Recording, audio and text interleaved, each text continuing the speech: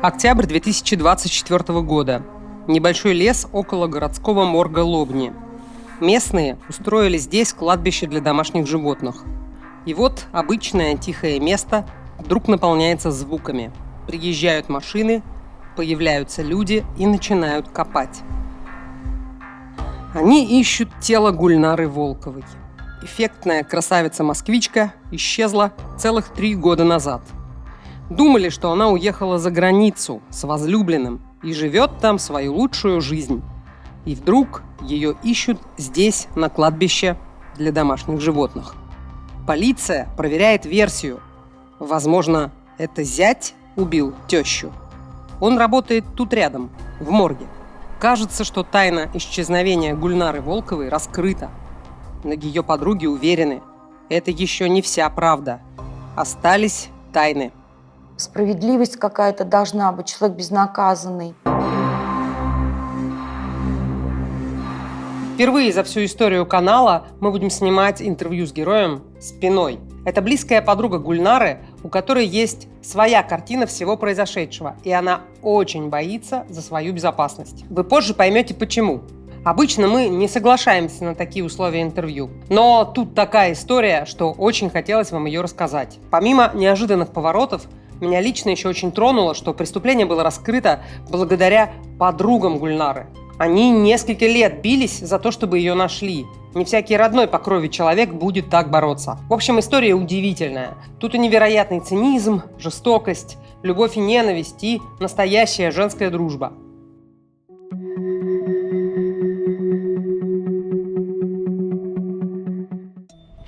Начало ноября 2021 года. Москвичка Гульнара Волкова собирается в подмосковный город Лобню на день рождения внука. Обычный праздник в семейном кругу. Дочь Яна, ее муж Дмитрий Злобин и 4-летний внук. Но вскоре Гульнара перестает отвечать на звонки и сообщения. Настя, подруга Гули, была последней, кто ее видел.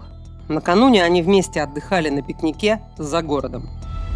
Она перестает выходить на связь. То есть мне позвонила ее подруга и сказала, что буквально, что что-то случилось с Гулей. Вы же были вместе? Я говорю, да, мы были вместе, а она уехала. Мы ее посадили на электричку, она уехала.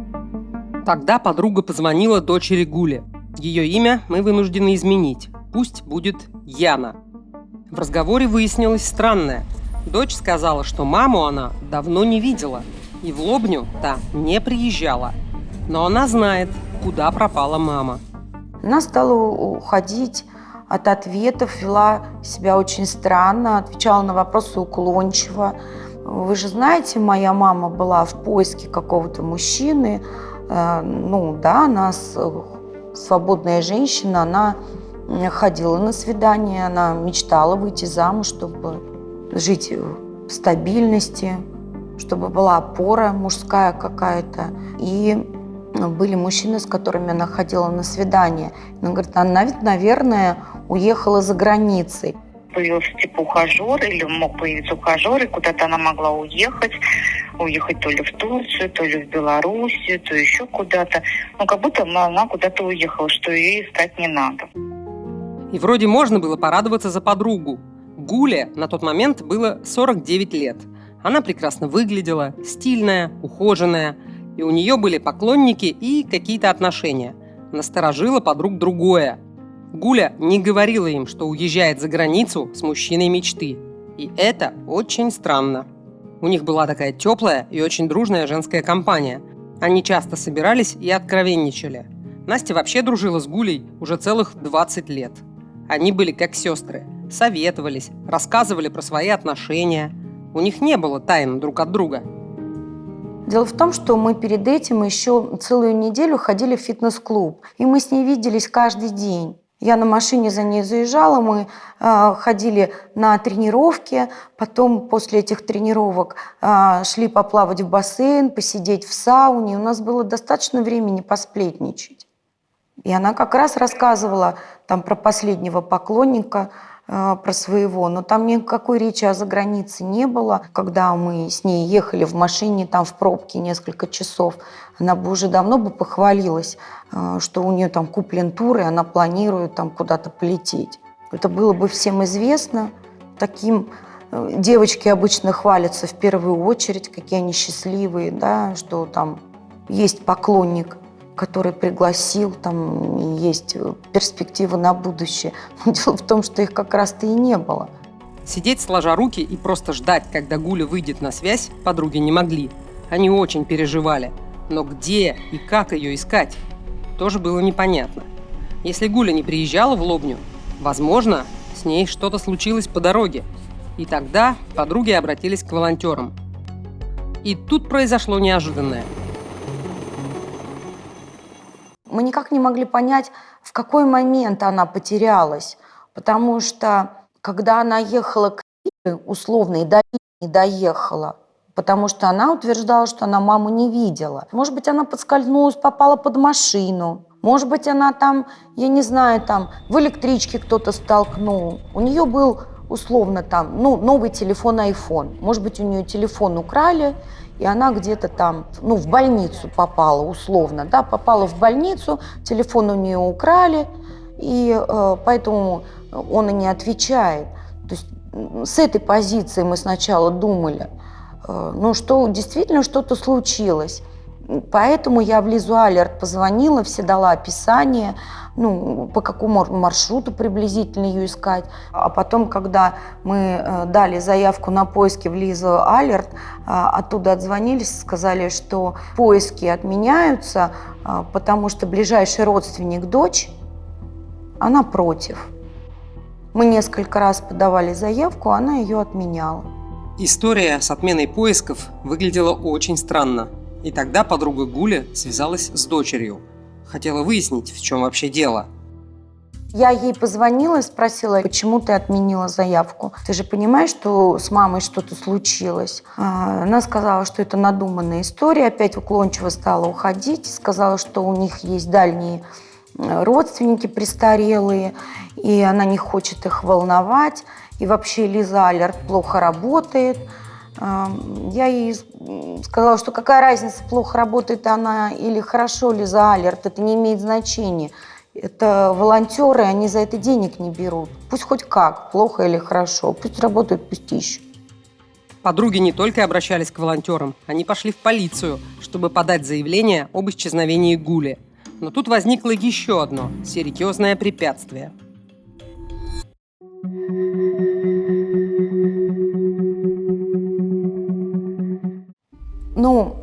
У Гули был друг, очень много лет назад она с ним встречалась. И он тоже забил тревогу, и он мне сказал, что он оплатил услуги частного детектива. И ему дали распечатку звонков, и даже там буквально запись телефонного какого-то разговора, что она едет в электричке, и там какие-то станции объявляют. Какое-то голосовое сообщение, что ли, записалось. Может быть, она ухом нечаянно нажала куда-то во время разговора. Но усилия частного детектива не помогли найти Гульнару. А тем временем за расследование исчезновения Гули взялась полиция. Правда, произошло это не сразу. Девочки пошли, написали заявление в полицию. Вернее, они пришли с ним, у них отказались принимать, мотивируя, что они не являются ближайшими родственниками, и у них первое заявление не приняли. Они опять связались с адвокатом, он помог составить грамотное заявление, мотивируя тем, что любое гражданское лицо имеет право подать заявление о пропаже человека. И когда оно было составлено, после консультации его приняли, и потом, через некоторое время, со мной связался следователь. Буквально там пару вопросов он мне задал, какого числа я видела ее последний раз и какие приметы. Если что-то там найдется, например, как опознать человека. Общалась полиция и с дочерью исчезнувшей Гульнары. Та повторяла: «Маму не видела». Причем уже давно. И снова озвучила версию про загадочного поклонника, с которым Гуля могла уехать из Москвы. Был еще один момент, который насторожил подруг, когда Гульнара перестала выходить на связь. И они решили проверить, что происходит дома у Гули. В общем, конечно, подруги молодцы. Очень последовательные и настойчивые. Вот родня им говорит: успокойтесь уже, не волнуйтесь, все хорошо, никто не пропал. А они все равно ищут. Всем бы таких подруг. Ладно, это лирическое отступление, вернемся к событиям. Так вот, Гуля жила в трехкомнатной квартире, но жила не одна. 2 комнаты из 3 она сдавала в аренду. Такой вот пассивный доход. И вот одна из подруг пришла в эту квартиру. Ей открыл жилец. И он поделился с ней любопытной информацией. Есть там даты, когда деньги он должен был отдавать. И дело в том, что он как раз, когда подруга Гулина приходила к ней домой, открыл квартирант, и она задала вопрос: Гуля была дома или не была? И он ей сказал, что я ее не видел несколько дней уже, и я ей должен деньги отдать за квартиру. То есть квартирант не смог ей заплатить, потому что ее уже несколько дней нету. Это, конечно, было странно. Даже если предположить, что Гуля действительно уехала с поклонником в другой город, за границу, ей точно пригодились бы деньги от квартирантов. И она бы точно предупредила жильцов, что уезжает надолго. Но нет, Гуля просто исчезла и замолчала. И, кстати, такое полное и абсолютное молчание было еще одним очень странным моментом. Подруги не только часто встречались, они всегда были на связи в соцсетях. И самой активной как раз Гульнара. Гуля была очень контактным человеком, и она всегда о себе давала знать. То есть, она рассылала всякие смс-ки, ролики, там могла рассылать по медицине, что-то, какие-то новостные ссылки. То есть она всегда о себе давала знать. То есть нет-нет, она все равно могла там позвонить одной, другой, третьей девчонке, да. То есть, все равно она себя, так сказать, показывала: я здесь. И вот поисками Гули занимается полиция. Ее дочь тоже все-таки подала заявление, что мама пропала. И, конечно, следователи проверяют, покидала ли Гуля пределы страны. И внезапный отъезд за границу не подтверждается. Дело в том, что следователь, когда мне звонил, то сразу после того, как девочки заявили, была дана информация, что за пределы России она не выезжала. Поэтому ни за какой границей ее не было. В любом случае пересечение было бы зафиксировано. Да, Гуля не выезжала за границу. Но следователи выяснили, что некий мужчина был рядом с ней незадолго до исчезновения. Они виделись, а жил этот мужчина нет, не за границей, а просто в другом городе. Вот что рассказывали позже следователи журналистам.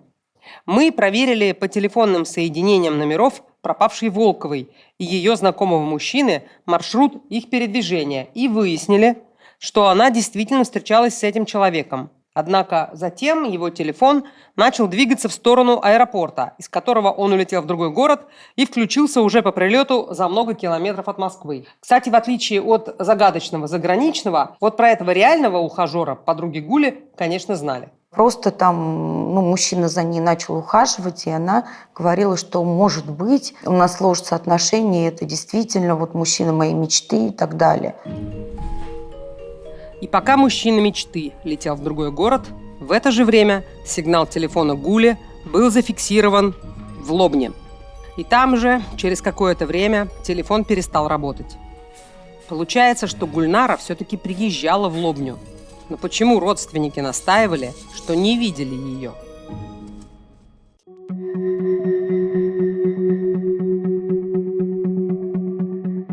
Знаете, когда человек пропадает и начинаются поиски, есть стандартный алгоритм. Полицейские расспрашивают ближайшее окружение, что необычного происходило в последнее время. Есть ли у человека враги? Может быть, он себя как-то странно вел? Может быть, были конфликты? И вот подруга Настя действительно знала, что прямо накануне исчезновения у Гули действительно был конфликт. И Настя была этому свидетелем. Произошло это на пикнике за городом. Гуля, как вы помните, на следующий день собиралась в Лобню на день рождения внука. И вот она созвонилась с дочкой, видимо, обсудить детали. И вот этот звонок закончился громкой ссорой. И чтобы вы поняли суть проблемы, надо вам рассказать немного про семью. Гуля в свои 49 лет была молодой бабушкой не одного, а аж двоих внуков. Девочка, назовем ее Оля, и мальчик, скажем, Иван. Мы не можем называть настоящие имена несовершеннолетних. С папой Оли дочь развелась. И девочка осталась жить с отцом. Потом Яна вышла замуж еще раз. Родился мальчик. Снова семья распалась. И вот вышла замуж в 3-й раз за как раз Дмитрия Злобина. Надеюсь, я вас не путаю. Так вот, Гуля хотела приехать в Лобню на день рождения не одна, а с внучкой. Чтобы она пообщалась с мамой и братиком. Но у дочки резко изменились планы. Я так понимаю, что она объяснила, что якобы заболел, и нельзя привозить, потому что ребенок болен. И Гуля ей пыталась объяснить о том, что все-таки пообещали, она будет очень расстроена. И там что-то происходило такое, когда Лиза начинала кричать, Гуля уходила в сторону, очень сильно нервничала и все время кругами ходила вокруг дома. Мы находились все там на мангальной площадке, она даже к нам близко боялась подойти, потому что были крики из телефона. То есть вот такой вот был очень сильно напряженный разговор, и я ей предложила вообще не ехать туда. Она сказала о том, что если я не приеду на этот день рождения, я так понимаю, что они ждали от нее подарок, и материальный подарок, что она должна была им не машинку, не игрушку, а именно была договоренность, что какой-то материальный это будет подарок, что они там хотели, какую сумму, я не спрашивала, что если она не приедет, то ей будет запрещено с детьми общаться. И Гульнара поехала, и была у дочери. Это неожиданно подтвердила сама Яна. Призналась все-таки полиции, что с мамой они виделись. Но почему сразу не сказала? Объяснила это так. Испугалась, что ее и мужа Дмитрия заподозрят в том, что они причастны к исчезновению мамы. Какие детали про тот самый день Яна рассказала полиции. По ее словам, мама приехала, они спокойно, по-семейному посидели на кухне, поболтали, выпили чаю, и все было хорошо. А потом Дмитрий на своей машине отвез тещу на станцию, откуда шла электричка в Москву. Вот и вся история. Больше они ничего не знают. Шли месяцы, Гулю продолжали искать, но никаких следов. Никакого развития не было, вплоть до того, что девочкам поступило предложение прекратить поиски. Я так понимаю, что их в полицию пригласили и предложили прекратить поиски. Я не знаю, как это должно было быть документально оформлено или отозвать это заявление, что вот такой длительный срок ее нету, и все. И зачем, условно там будет вот этот висяк, статистику портить и так далее. Но они отказались, сказали, пусть висит, сколько будет, столько будет. И, возможно, Гуля так и осталась бы одной из сотен тысяч без вести пропавших. Но произошел поворотный момент, который изменил все. Вдруг с банковских счетов Гули начали исчезать деньги.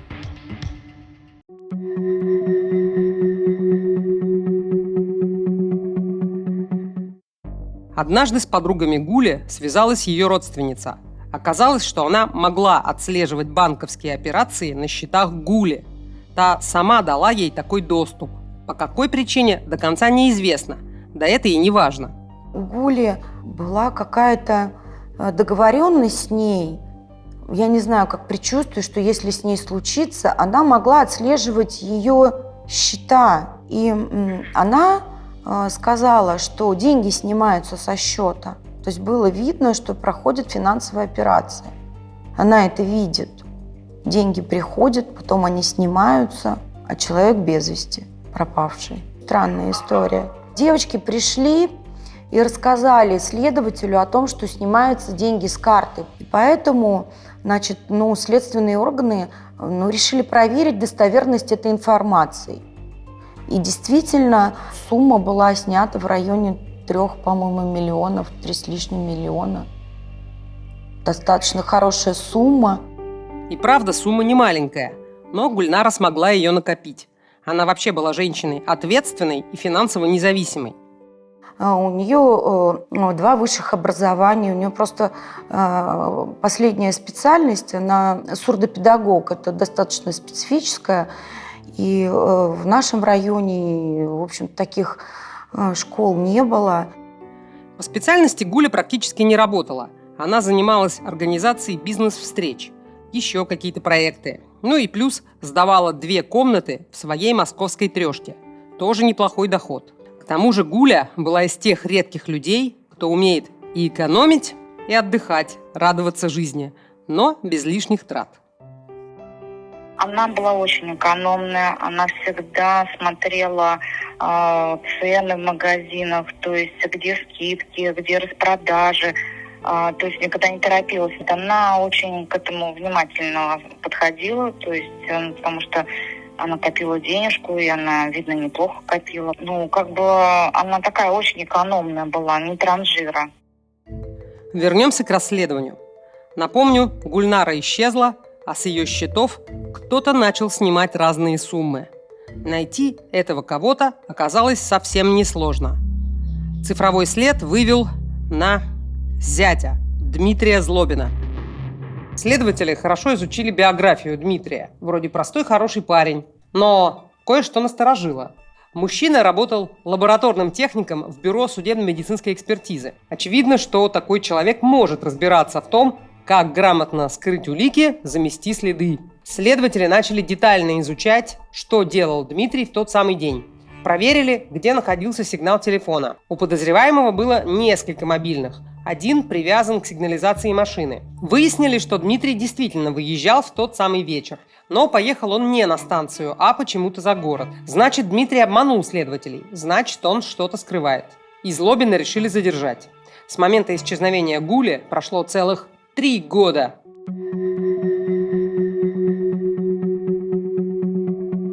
Столичные следователи раскрыли таинственное убийство, которое 3 года считалось несчастным случаем. Все это время родственники погибшей всячески сбивали с толку криминалистов, рассказывая на первый взгляд убедительные небылицы. Но преступников удалось вывести на чистую воду.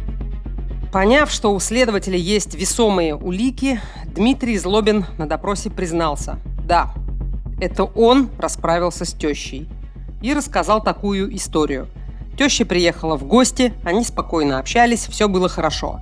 Потом дочь Гульнары пошла выгуливать собаку, а вежливый зять остался с тещей на кухне и развлекал ее беседами.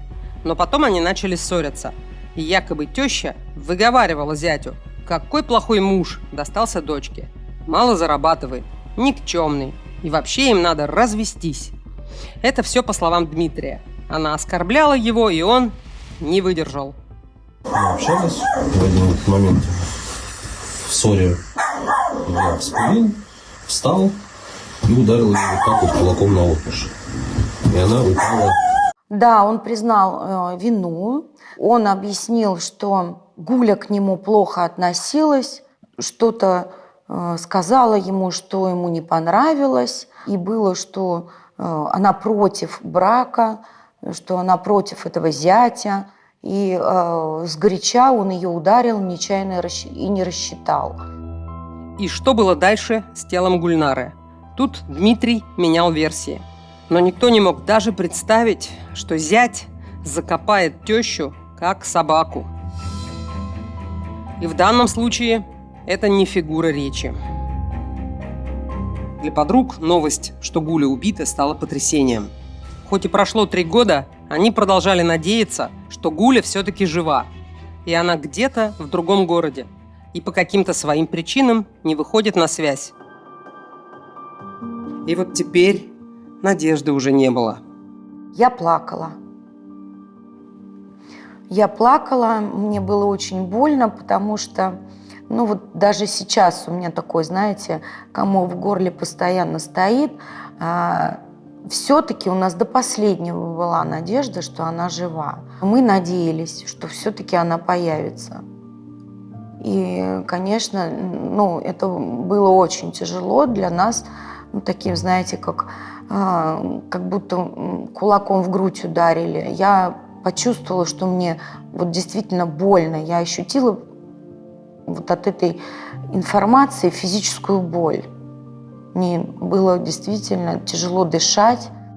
Честно говоря, мы до конца верили, что она где-то ее держит вот в таком плане. Была она какая-то хоть маленькая надежда, что она жива, где-то ее держит там. И рано или поздно, когда-то мы об этом узнаем, конечно, был шок, что вот это все нам рассказали, показали. Кроме шока от такой ужасной смерти подруги, было и еще одно потрясение. Выяснилось, что все эти годы, пока шли поиски, дочь Гули знала, что случилось с ее мамой и что сделал ее муж. Знала и молчала. Но почему? Тут надо понять, какие отношения были между мамой и дочкой.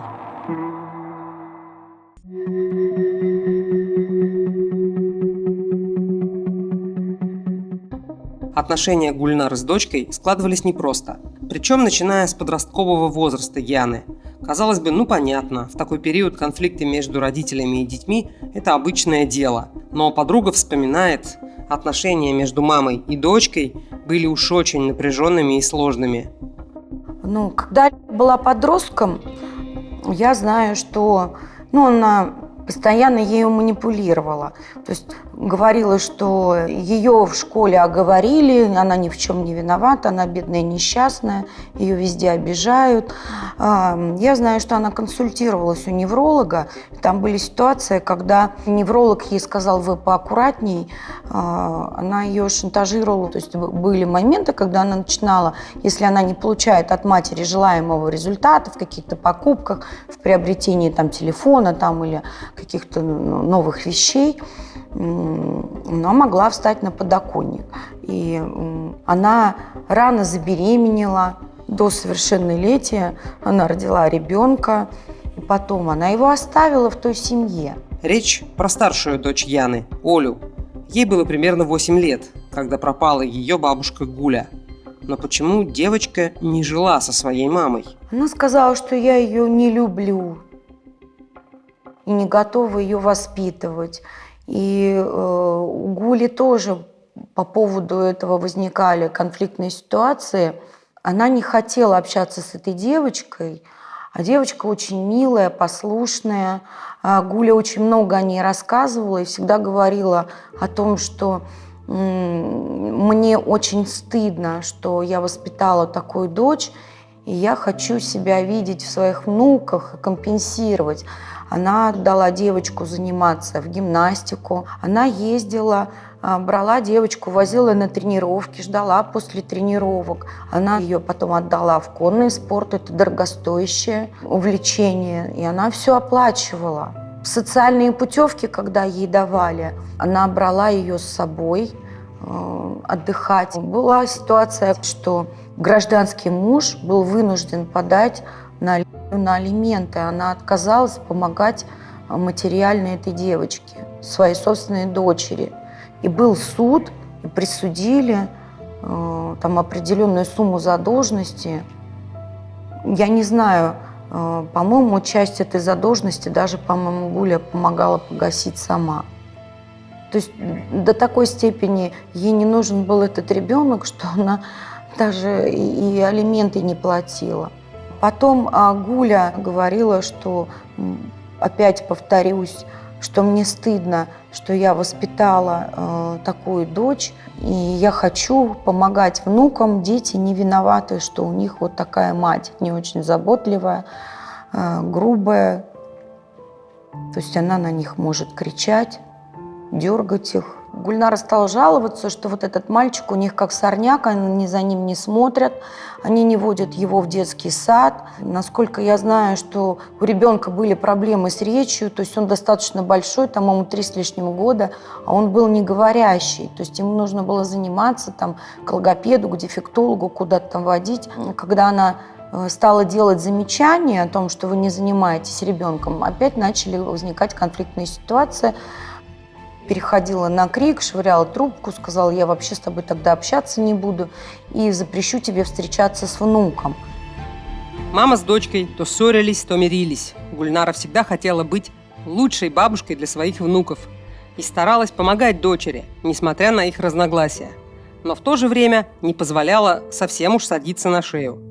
Когда нуждалась в маме, она пользовалась своими манипуляторскими способностями, и она могла, как, знаете, как ласковый котеночек, мамочка, мамочка, вот эти слезы ее постоянные, как у царевны Несмеяны. А после того, как она получает желаемое, она обратно отстраняется от нее. Но о том, что она постоянно просила какие-то деньги, это да, я слышала. Гуля говорила о том, что я не хочу ей помогать в средствах, она физически здоровая, она может зарабатывать сама. Когда в жизни дочери появился третий муж, Дмитрий, Гульнара, по словам подруг, была только рада их союзу. Она говорила, что из-за характера Яны с ней далеко не каждый мог бы ужиться. Ей он, Гуле, нравился.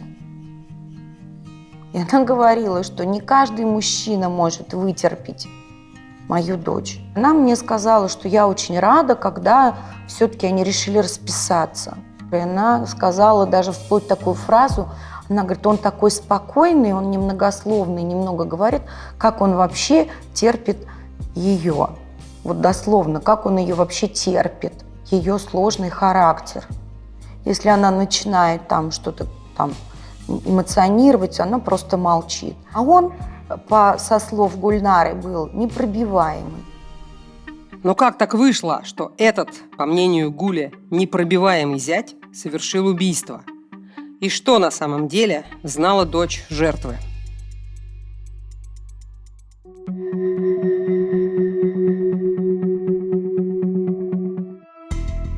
Вернемся в тот самый вечер. Дмитрий рассказывает следователям, что он не хотел убивать тещу. Да, он не сдержался и ударил ее. А дальше она неудачно упала и сильно ударилась головой. И умерла. Когда Злобин понял, что теща мертва, то решил избавиться от тела. Взял большую сумку, он обычно брал ее на рыбалку, и поместил туда тело. Дальше Дмитрий рассказал, что отвез тело тещи к себе на работу. Напомню, что он работал в бюро судмедэкспертизы. Ну и понятно, что там есть морг. А еще там был крематорий. И вот он якобы сжег тело тещи в этом самом крематории. Неизвестно, почему следователи ему не поверили. Но факт, что позже Дмитрий признался, что тело тещи он не сжигал, а закопал на стихийном кладбище для домашних животных в лесочке возле морга. Просто вот положил сумку, открыл молнию, получается, ну вот здесь поправил, чтобы голова руками открылась, и сумку просто так, перевернул. То есть тело выпало. Вот так зять похоронил тещу как собаку. Он объяснял, что выбрал это место, потому что тут не обратят внимания на свежезасыпанную яму. И вот так тело Гули 3 года пролежало на кладбище для домашних животных. Нас приглашали на опознание. Мы приехали, и потом это опознание отменилось, потому что нам мотивировали, что могут быть недостоверные сведения, потому что опознавать уже нечего. То есть тело находится в таком состоянии, что там уже какие-то остатки там от волос, и нечего познать.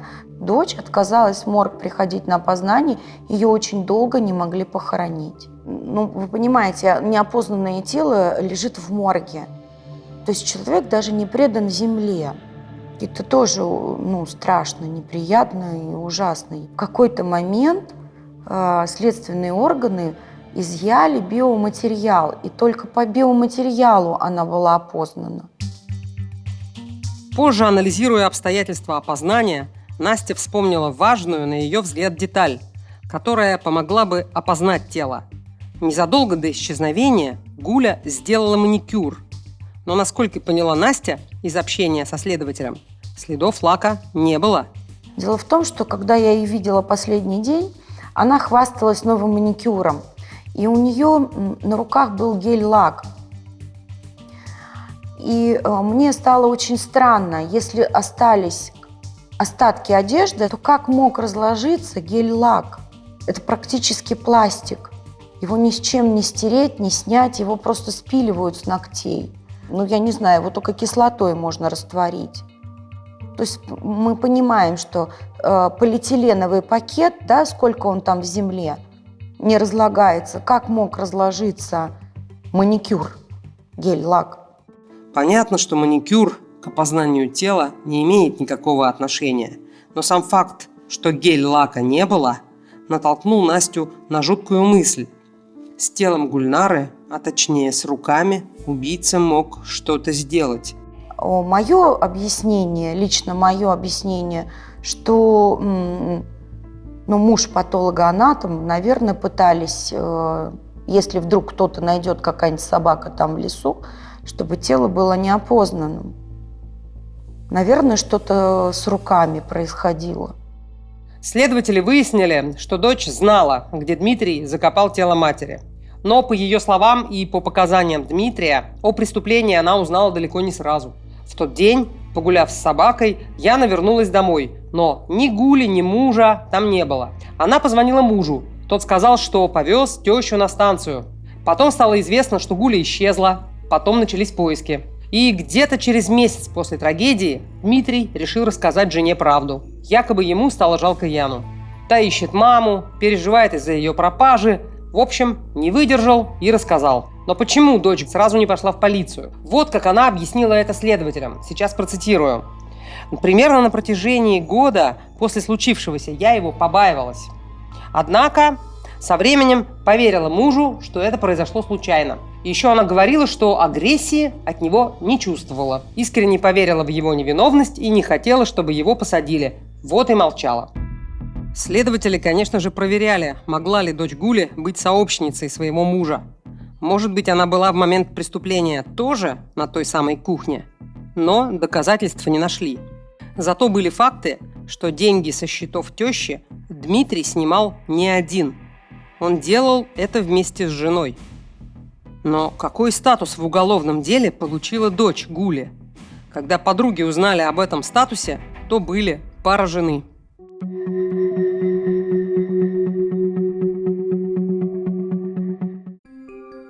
Вернемся к отношениям в семье. По словам подруг, была еще одна причина, из-за чего мама и дочь постоянно ругались. И это квартира. Та самая трешка в Москве. Дочь хотела, чтобы Гуля ее продала и купила ей недвижимость. Она жаловалась, что она ее шантажирует и требует ее: зачем ты живешь в этой трехкомнатной квартире, тебе слишком много места, значит, давай ее продадим. То есть разговор буквально был и такой. Но в чем шантаж? Дочь заявляла, что мать у нее женщина ветреная и вообще ведет аморальный образ жизни. Якобы она видела какие-то неприличные переписки с мужчинами и грозилась, что всем об этом расскажет. А еще в квартире были прописаны дети Яны, и она давила на это. И она ее шантажировала тем, что я выбью дверь, приду к тебе жить, мои дети здесь прописаны, имею право. Она периодически ей звонила и угрожала по телефону. Поэтому она была и вынуждена обратиться за помощью к адвокату, чтобы он ее проконсультировал, как ей поступить в этом случае, потому что она является полноправным собственником трехкомнатной квартиры, а дочь шантажирует тем, что дети прописаны, хочу и приду к тебе жить. Но мы ей все советовали выдерживать дистанцию. Я вообще ей предлагала заблокировать дочь и не выходи с ней на связь. В любом случае прибегать просто так, выбивать двери, как она говорит, запугивает, она не будет. Понятно, что это хулиганские действия, это наказуемо, да, полиция, соседи, жалоба. Гуля не шла на поводу у дочери не просто так. Во-первых, сдача 2 комнат в аренду для нее – это надежный источник дохода. А во-вторых, по словам подруг, у ее дочери в свое время была квартира, но она ее продала и купила машину. А в итоге осталась ни с чем. У нее был в какое-то свое время автомобиль, как раз приобретенный, по-моему, за по-тихому проданную квартиру. Куда он потом делся, никто не знает, по словам, что она его разбила, продала на запчасти. Кстати, был момент, который очень смутил следователей. Оказалось, что в день преступления Гульнара вроде бы как сама добровольно перевела дочери 1 000 000 рублей. Но дочь объяснила это так. Мама, мол, обещала им помочь с покупкой машины. Вот и дала деньги, а потом пропала. Кстати, когда Гуля исчезла, именно вот эти вот конфликты из-за денег, квартиры и натолкнули подруг на мысль, что дочь, возможно, причастна. Они вообще в тот момент из-за переживаний выдвигали разные версии.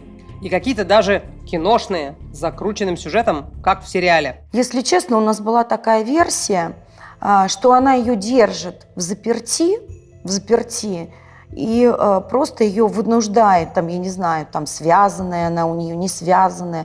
То есть она вынуждает ее, там, я не знаю, там, чуть ли не в буквальном смысле там, переписать квартиру. Но это ж нужно как-то тогда, чтобы и нотариус там был. А когда уже там ее год не было, мы уже думали, что случайно не в психиатрическую клинику на ее какую-нибудь там разместила. У нас были такие версии о том, что например, если маму признают недееспособной, да, пожалуйста, ты можешь делать все, что хочешь с этой недвижимостью.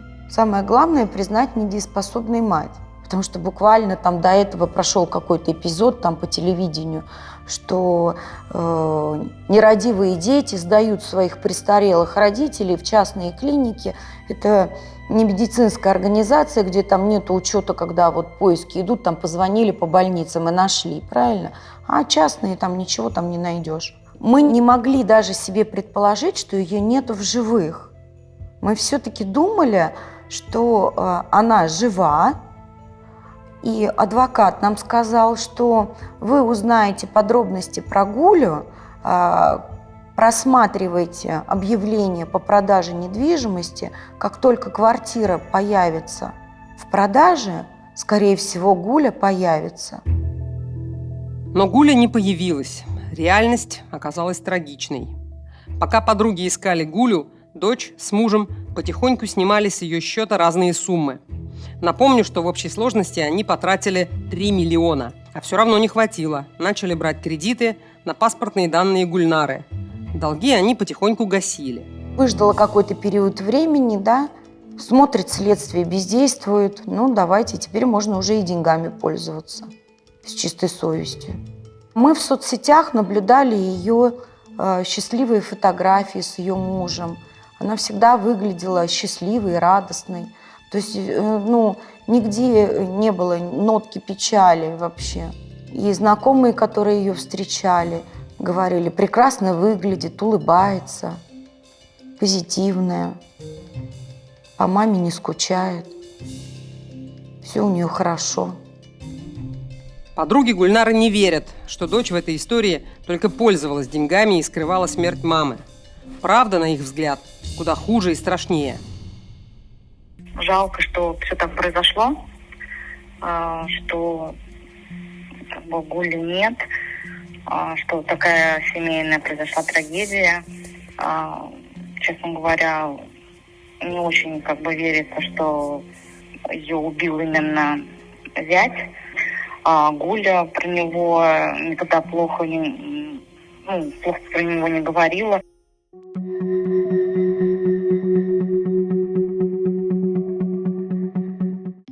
Во время следствия Дмитрий охотно сотрудничал, раскаивался. Продолжал настаивать, что все это трагическая случайность. Его жена шла по делу в статусе потерпевшей.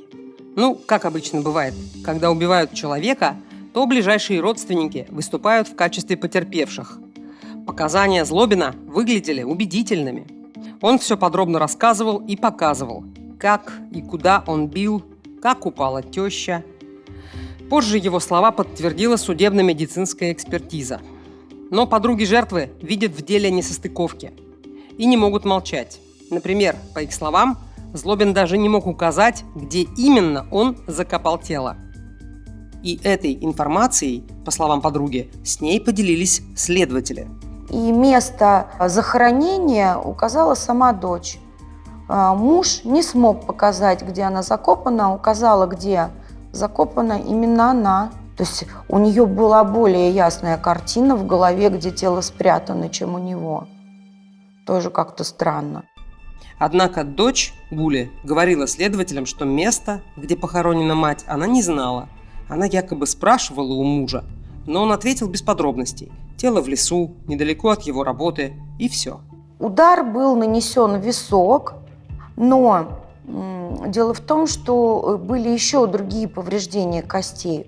И поэтому мы предположили, что, наверное, если бы ее случайно ударили в висок, и смерть наступила неожиданно, как узнали пин-коды и пользовались деньгами? Как смогли снять? А вот версия на то, что были еще повреждения костей, я думаю, что все-таки, наверное, ее били, чтобы узнать этот пин-код и потом снимать деньги. На этот вопрос объяснение вроде как есть. В документе с показаниями он есть в открытом доступе. Дочь заявила, что знала пароль от банковского приложения, который был в телефоне у матери. Ведь она сама ей его установила. К тому же они с мужем были в квартире у Гульнары и нашли там бумагу с кодами и паролями от ее мобильных банков. Но важно уточнить, что это всего лишь слова зятя и дочери. Знаете, что еще было не так в этой истории, по мнению подруг? А то, что Гульнара описывала Дмитрия как очень уравновешенного человека, который никогда не действовал импульсивно, и агрессии в нем она никогда не видела. Она рассказывала о том, что он очень спокойный, выдержанный, немногословный. Поэтому, когда сдали версию, что он не сдержался и ударил, мы не поверили. Потому что в этой ситуации несдержанным холериком, который бил всех подряд, кто противоречил и не был не согласен с ее мнением, и набрасывалась со слов Гуля на нее, могла быть только... Насколько я знаю, что прозвучала версия, что она настаивала на разводе его с дочерью. Это полная ложь. Ни на каком разводе она не могла настаивать, потому что если бы она с ним, не дай бог, развелась, она опять бы начала ее шантажировать: приду к тебе жить, о чем она сильно боялась. У подруг есть свое представление о том, что на самом деле произошло в тот день, когда Гуля приехала к дочери в гости. И они готовы озвучить эту версию, хоть им и страшно это делать. Одна из подруг считает, что все началось с конфликта мамы и дочери накануне поездки Гульнары в Лобню. Помните, они ругались по телефону? Если мы отмотаем назад, да, последние события, когда мы были вместе на ноябрьские праздники, и когда было понятно, что дня рождения никакого не будет, я уже Гульнаре сказала: тебе не надо туда ехать, потому что она ее приглашала к себе, конфликт уже был, она уже кричала, она уже ей хамила, швыряла трубки. И я ей сказала: зачем ты туда поедешь? Ты же понимаешь, она у тебя требует деньги, ты деньги давать ей не хочешь. И как ты будешь выкручиваться из этой ситуации? Зачем ты едешь к ней, когда у вас уже конфликт произошел? И она сказала, что я не могу не поехать, она мне запретит с общаться. Но по факту там никакого не было, они находились там вдвоем, да? Они же не могли это делать при ребенке, там, собственно говоря. Поэтому нужен был повод ее туда заманить. То есть мы ее отговаривали: не езжай. Она говорит: если я не поеду, ты же знаешь, какая моя дочь. Я все равно поеду. И вот что странно. Внука Гульнары, Ивана, дома действительно не оказалось. Как выяснили следователи, он был у своего родного отца. Понимаете, как будто как мышка в мышеловку сама добровольно пошла. Только не за сыром для себя, а наоборот. То есть ее этим днем рождения просто это был повод, чтобы ее заманить. Вот и все. Так бы она не поехала туда, за город тем более. Если они хотели справить день рождения, они точно так же могли приехать сюда, да, в Москву, вместе в кафе посидеть, справить этот день рождения. Ну и нужно же было именно, чтобы она туда приехала. Хотя Собственно говоря, когда я ее отговаривала не езжать туда, у меня уже было какое-то нехорошее предчувствие. Я думаю, что не он виновник, скорее всего, дочь. Вследствие своей эмоциональной неустойчивости сама все-таки мать ударила. Но я думаю, что все-таки она ее убила непреднамеренно. Я не думаю, что она планировала убить мать. Я думаю, что она ее пригласила и, может быть, применила какое-то физическое насилие, чтобы как раз вот эти пин-коды получить и, я не знаю, забрать карту там и так далее. Или чтобы она под физическим воздействием сама все средства перевела. Она очень физически сильная, она крупнее матери. Гульнара, она худенькая, стройненькая, ручки, веточки, ножки тоненькие, изящные. Понимаете, маленькая масса тела, и это физически развитая, она выше ее ростом, может быть, не намного, но тем не менее, она всю жизнь занималась спортом, спортсменка сильная. Наше окружение, мы думаем, что все-таки не думаем, что специально, думаем, не рассчитала. Но, тем не менее, применила физическое насилие к матери, чтобы заполучить денежные средства.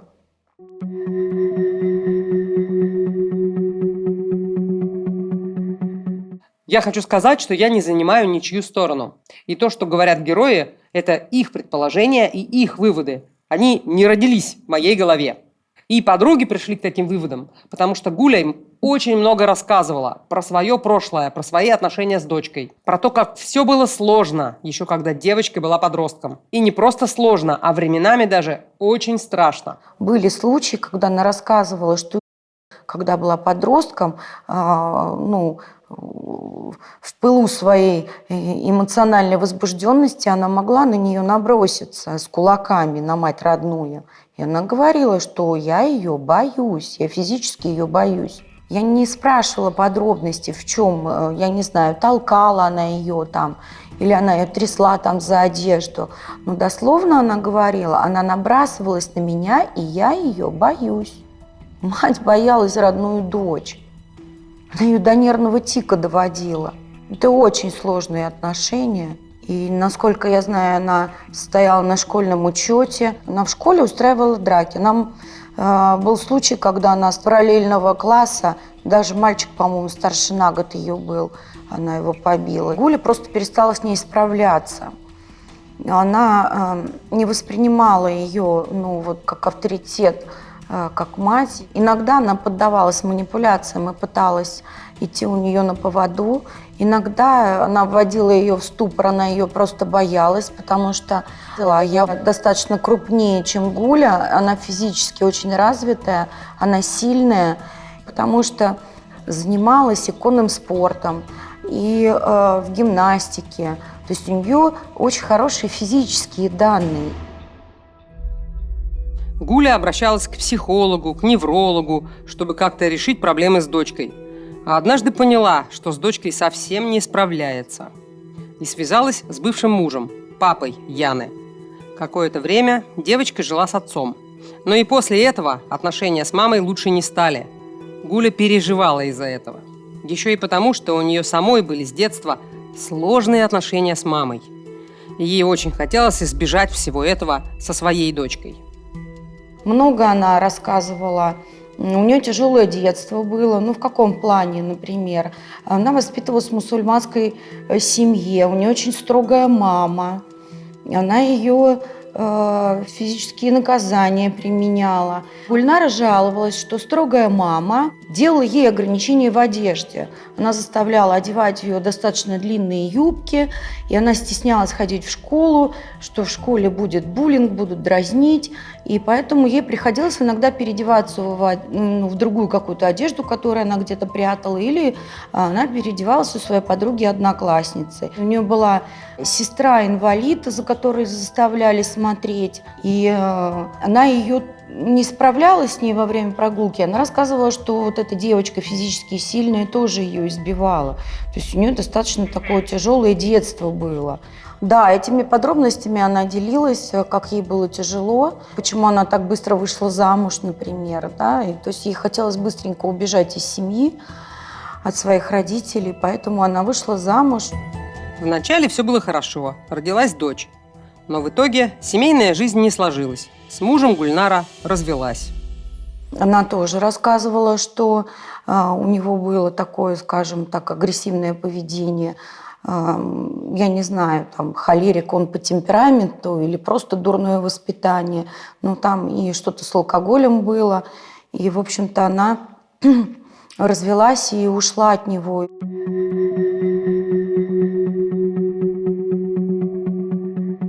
Следствие длилось несколько месяцев. Дмитрию хотели предъявить обвинение в умышленном убийстве.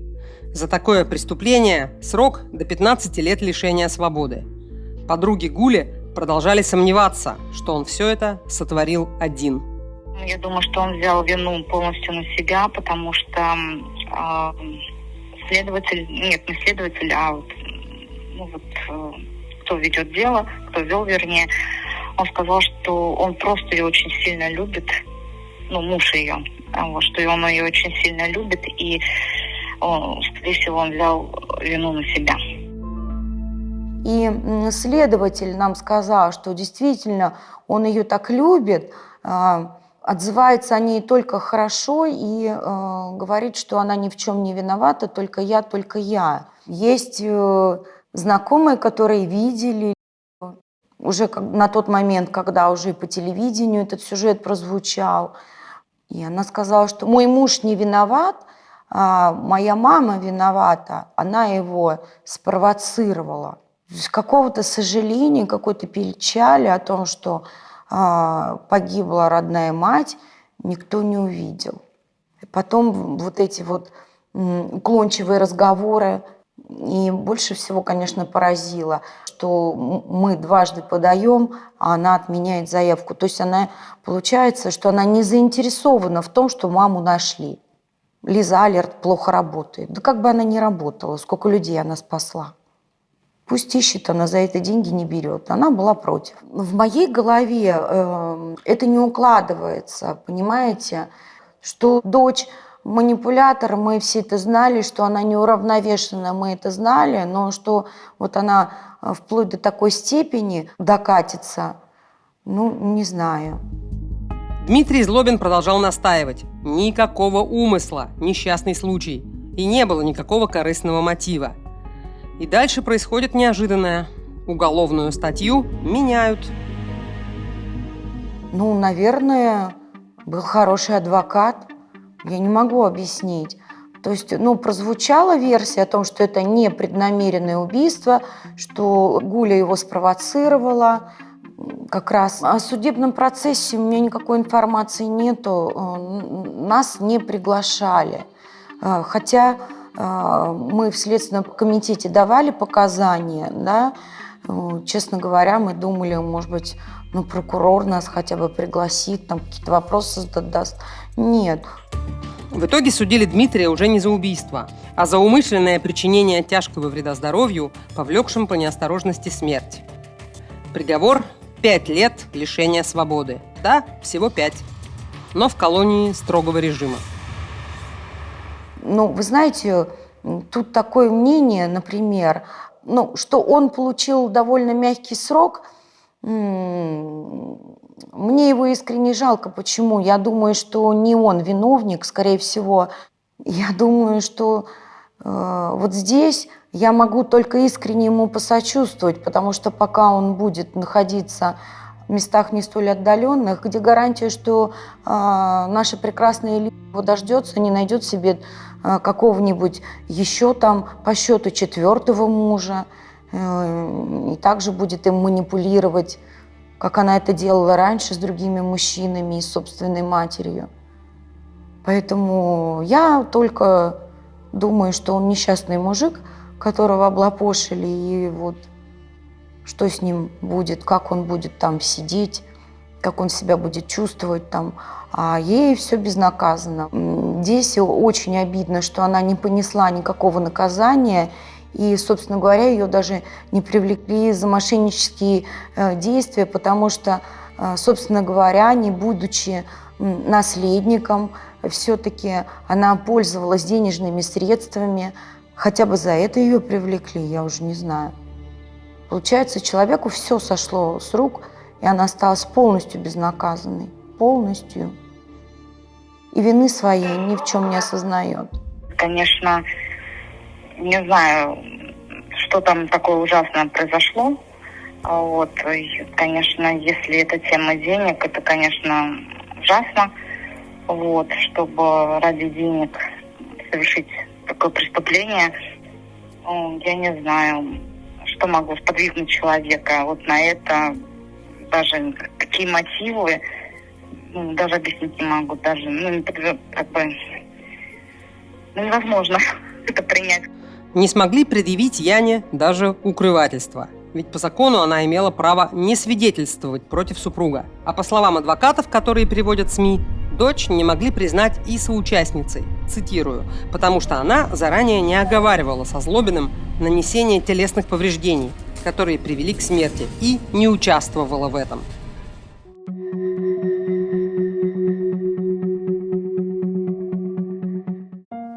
Этот разговор подруги Гульнары дался непросто. Пусть мы и не видим ее лица и эмоций. Из ее слов и так все понятно. Гуля была ей близким человеком. Это же целых 20 лет жизни. Конфликтных ситуаций у нас не было никогда, то есть она очень спокойная. И, собственно говоря, нечего делить. Мы ходили там в театр, там хихикали, хахакали, там какие-то женские сплетни интересные, там что-то. Она очень общительная, кокетливая. Поделиться по-женски секретами, конечно, можно было. Это было гарантировано, что ссора из избы не выйдет, и если я поделилась какой-то там своей проблемой, там, о своей семейной жизни, и, конечно, я ей доверяла, я знала, что это никуда не выплывет, и нигде это не расскажется, не покажется, поэтому она достаточно интеллигентная. Когда там у меня, допустим, были какие-то дискуссии с мужем, и я там была в негодовании, то есть ругалась, там писала смс-ки, и в этот момент разговаривала с Улей, показывала, она мне как раз наоборот говорила, что так, допустим, не нужно общаться, нужно вот так, сяк, помягче. Но внуков она очень любила. Потому что она выезжала с ними в различные пансионаты, даже заранее знала, какие там будут врачи, специалисты, которые могут там заниматься с детьми, оказывать какую-то помощь. Я знаю, что она в Нижний Новгород выезжала, с внуком работал там мануальщик, и с девочкой, я так поняла, тоже. Поэтому она очень хорошо заботилась, она очень переживала за них. Любила, естественно. Мне очень жалко этих несчастных детей, конечно. Вот это самое страшное, что они вырастут с этим осознанием, что у них мать такая жестокая. Даже если они будут думать, что она невиновна, в любом случае она виновна в том, что как она с телом поступила, да. Вообще, она даже похоронена не на татарском кладбище. Ее даже похоронили не по татарским традициям, не по мусульманским. То есть даже на это дочь сэкономила деньги, не сделала, хотя бы попрощалась с ней как-то по-человечески. Я не знаю, у меня просто слов нету. Со дня трагедии, которая произошла с Гульнарой Волковой, прошло уже больше 4 лет. Для близких подруг в этой истории как будто так и не поставлена точка. Они многое сделали, чтобы найти Гулю. И преступник, казалось бы, наказан.